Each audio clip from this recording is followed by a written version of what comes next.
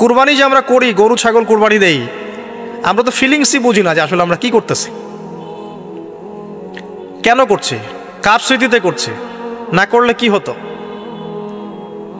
তো এটা নিয়ে তো এই যে একটু আগে এক ভাই বলে গেলেন যে এগুলো নিয়ে যে বিভিন্ন মহলে অনেক সমালোচনা, পশু কুরবানি, অমানবিক, এই সেই, এগুলো তো চিন্তারই জায়গা নাই, এগুলো চিন্তার তো জায়গাই নাই আমাদের কাছে। কারণ এখানে সবচেয়ে বড় কথা ছিল নিজের জীবন কুরবানি করা, নিজের জীবনটা কুরবানি করা। নিজের জীবন না আছে, আল্লাহ আমার কাছে একটা খাসি চেয়েছেন, একটা গরু চেয়েছেন, একটা বাহিমাতুল আনআম চেয়েছেন। এখানে তো আমার নিজের জীবনটাই দেওয়ার কথা ছিল। ওটা না নিয়ে আল্লাহ পাক বলেছেন যে বাহিমাতুল আনআম একটা দিলেই হবে। তোমার কাছে ওটার গোশতও চাই না, চামড়াও চাই না, কিছুই চাই না, তাকওয়াটুকু চাই। তাতেই এত কথা। এটা দামি বা কত? 10-15 হাজার, বা একটা গরু 50,000, 60,000, 1 লাখ টাকা। 1 লাখ টাকাকে আপনি সন্তানের মূল্য দিয়ে হিসাব করতে পারবেন?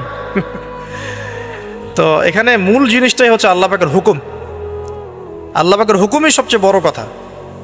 আল্লাহ পাকের হুকুমের ফলেই নেকি হয়, অন্য কোনো কাজে নেকি নেই। আল্লাহ পাক হুকুম দিয়েছেন বলেই। একটা এক্সাম্পল দিয়ে যার সামনে যাব।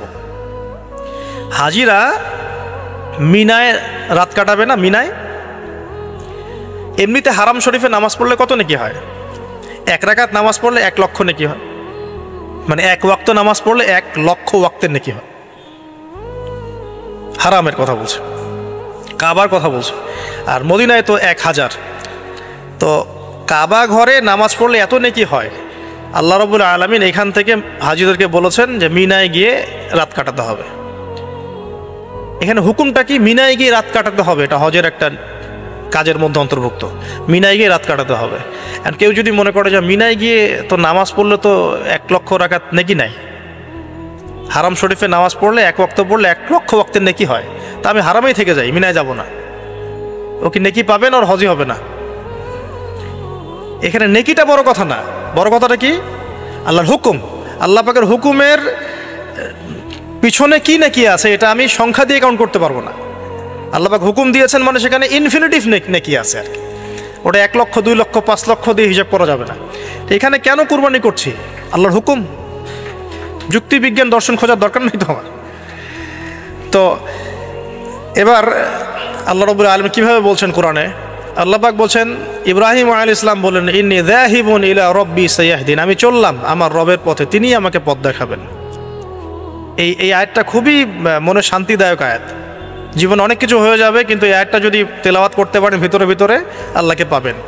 ইন্নী যাহিবুন ইলা রাব্বি সায়াহদিন, আমি ছুটলাম, আমি চললাম আমার রবের দিকে, তিনিই আমাকে পথ দেখাবেন। রব্বি হাবলি মিনাস সালিহিন, আল্লাহ আমাকে সুসন্তান দান করুন, সালেহিন সন্তান দান করুন। ফাবাশশারনাহু বিগুলামিন হালিম, আল্লাহ বলছেন আমি তাকে সহনশীল সন্তান দান করলাম, সহনশীল সন্তান দান করলাম। এবার ফালাম্মা বালাগা মাআহু সা'য়া, এবার যখন বাচ্চাটা বাবার সাথে দৌড়াদৌড়ি করা শিখলো, মানে এই যে 10, 12, 14 বছর বয়স, এই সময় বাচ্চাগুলো আরও বেশি আকর্ষণীয় হয়। শেষ বয়সের বাচ্চা, এত দোয়া করার পরে একটাই বাচ্চা, একটাই ছেলে, শেষ বয়সের, কেবল বড় হচ্ছে, বাবার সাথে মানে দৌড়াদৌড়ি করতে শিখছে, সন্তানের প্রতি বাবার ভালোবাসা আরও গাঢ় হচ্ছে। আল্লাহ পাক তখনই পরীক্ষা নিলেন, যাতে দেখতে চান আল্লাহ পাক আমার ভালোবাসা বেশি না তোমার সন্তানের প্রতি ভালোবাসা বেশি। সন্তানকে পেয়ে আবার আমাকে ভুলে যাওনি তো? সুবহানাল্লাহ, সুবহানাল্লাহ।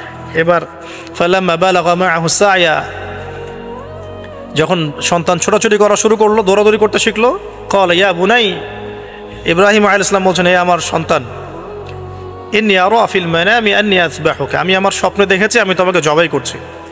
এই কথাটা কিন্তু তিনি গিয়েই তাকে বলেন নাই, তিনি সন্তানকে নিয়ে হাঁটছেন হাঁটছেন হাঁটছেন, কাবাগর থেকে প্রায় 8 কিলোমিটার দূরে চলে গেছেন, যেখানে কুরবানি করি মিনা প্রান্তরে 8 কিলোমিটার দূরে চলে গেছেন। সেখানে গিয়ে তিনি বলছেন যে বাবা আমি স্বপ্ন দেখেছি আমি তোমাকে জবাই করছি। আগে কিন্তু বলেন নাই যে আমি স্বপ্ন দেখেছি তোমাকে জবাই করছি, চলো আমার সাথে।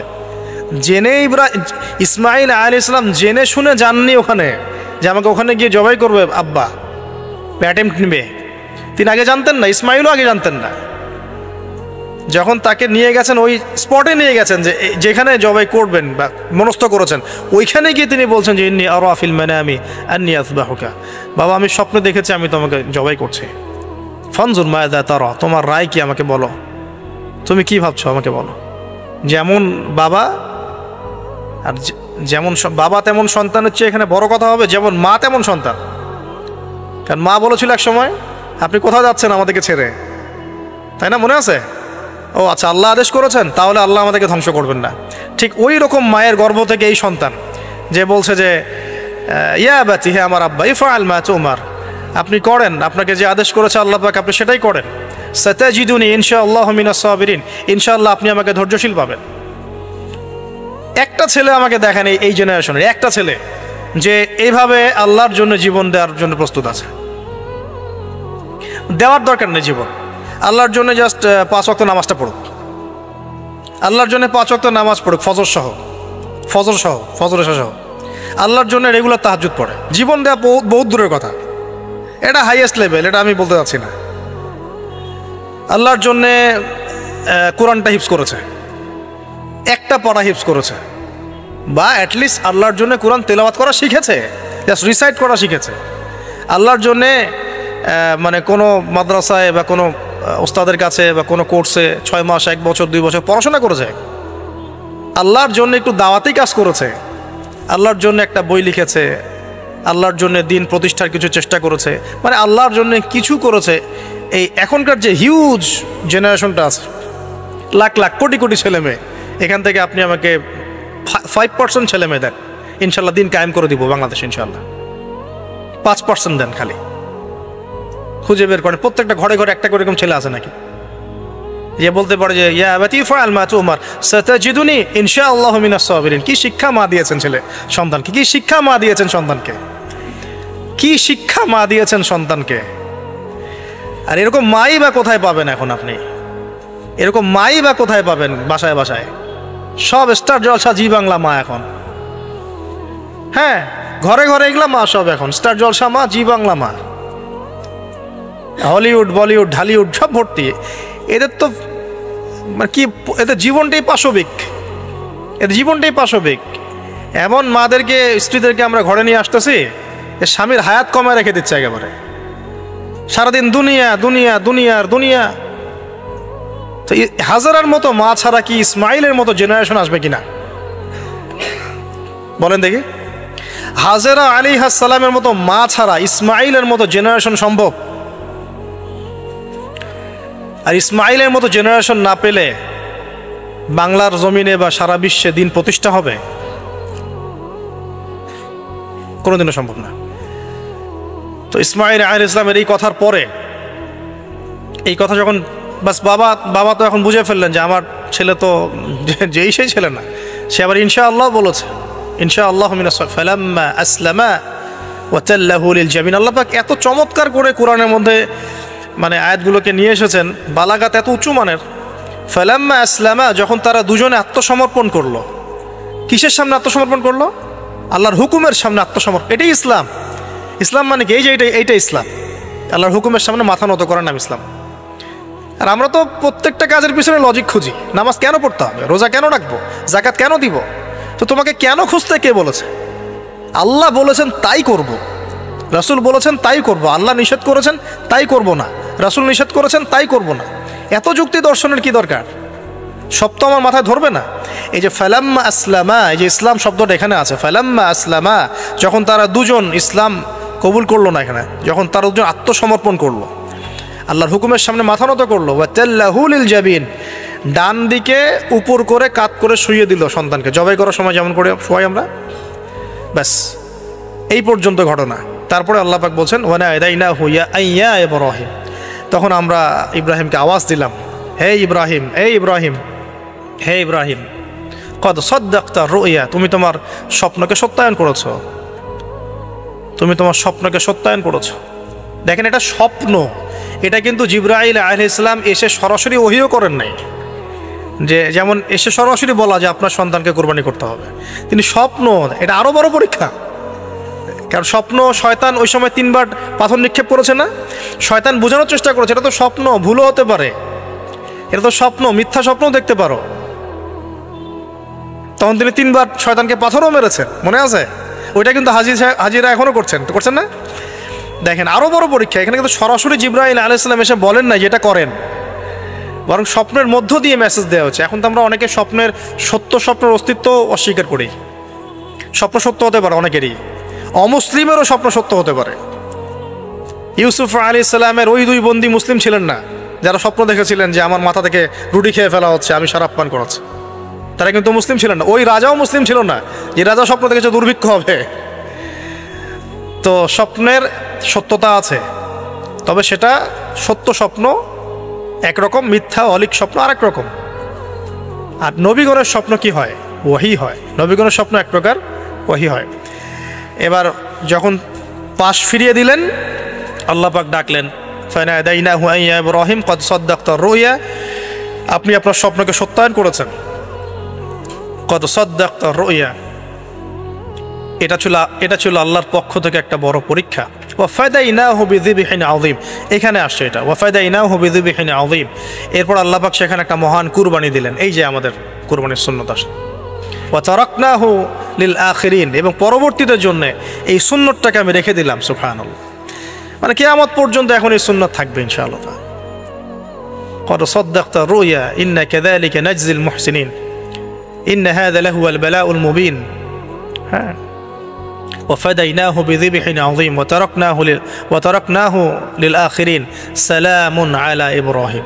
এবার শেষে আসছে যে ইব্রাহিম আলাইহিস সালামের প্রতি শান্তি বর্ষিত হোক, সালামুন আলা ইব্রাহিম। আমরা বলি সালামুন আলা ইব্রাহিম আলাইহিস সালাম। এবার পরীক্ষায় পাশ, আল্লাহ রাব্বুল আলামিন সব পরীক্ষায় যখন ইব্রাহিম আলাইহিস সালাম পাশ করে গেলেন, তখন তাকে জাতির পিতা ঘোষণা করলেন। মনে আছে?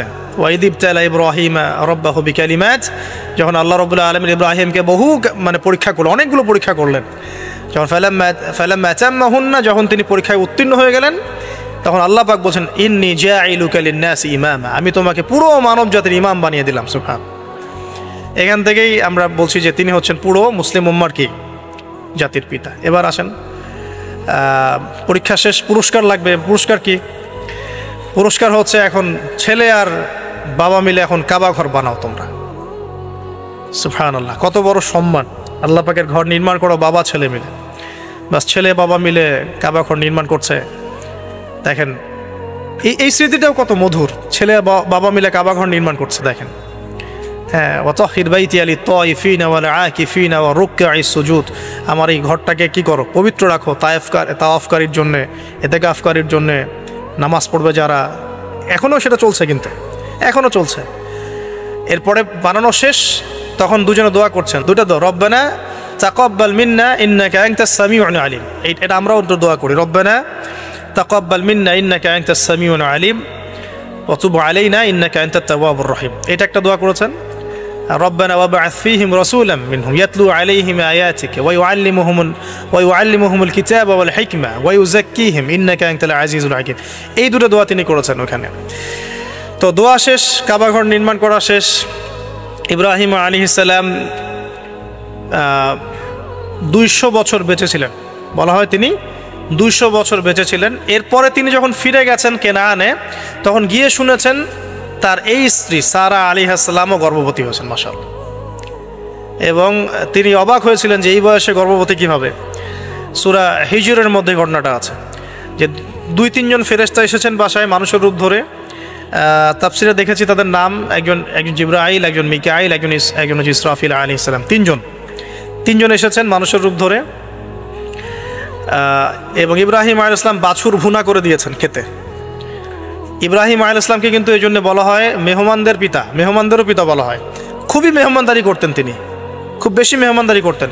আরবে এই ট্রেডিশনটা এখনও আছে।